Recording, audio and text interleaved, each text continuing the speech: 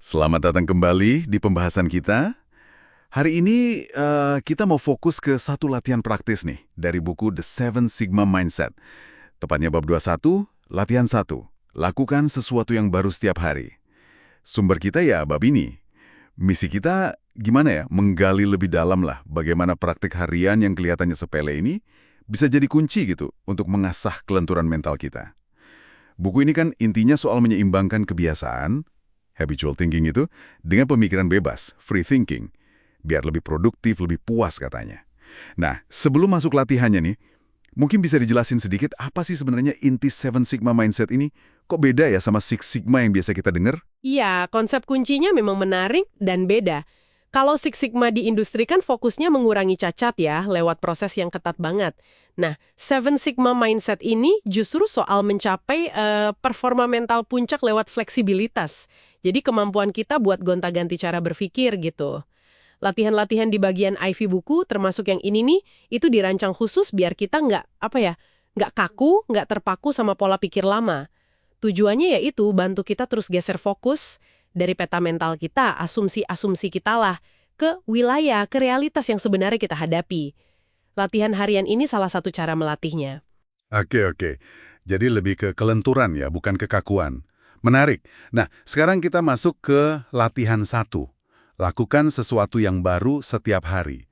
Idenya kan kedengarannya simpel banget ya. Katanya cara termudah biar muncul pemikiran baru, ya lakukan hal baru, sekecil apapun tiap hari. Tapi sekecil apa sih kecil yang dimaksud di sini? Apa beneran sekecil itu bisa ada dampaknya gitu? Justru itu dia, kesederhanaannya itu kekuatannya. Yang menarik di sini tuh contoh-contohnya sangat praktis. Nggak perlu perubahan hidup yang gimana gitu, yang drastis. Contohnya, ya sengaja pilih rute lain pas berangkat kerja. Atau coba makanan yang belum pernah Anda makan sama sekali. Atau ngobrol singkat sama orang asing, orang yang nggak dikenal. Tanya rekan kerja arti satu kata bahasa asing mereka. Hal-hal kecil kan?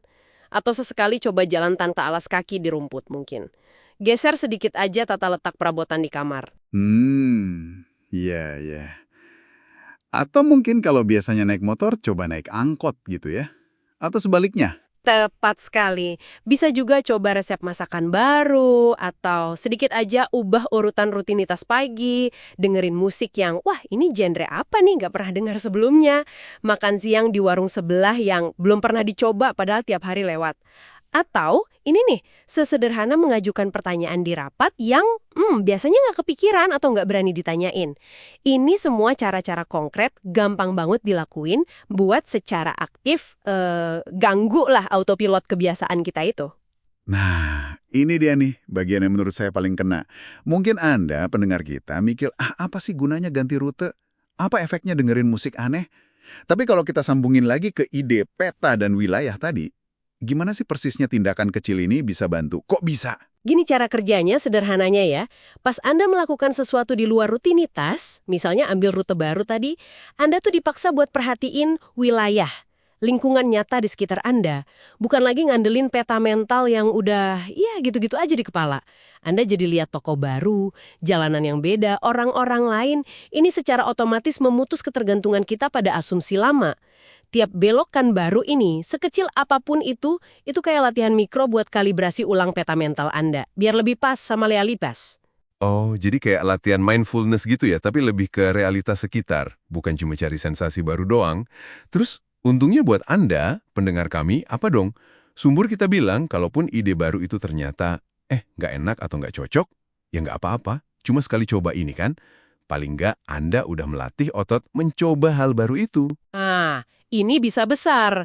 Kalau ternyata ide baru itu malah membuka wawasan menarik atau nemu solusi nggak terduga, itu bisa jadi apa yang disebut antropolog Gregory Bateson sebagai perbedaan yang membuat perbedaan.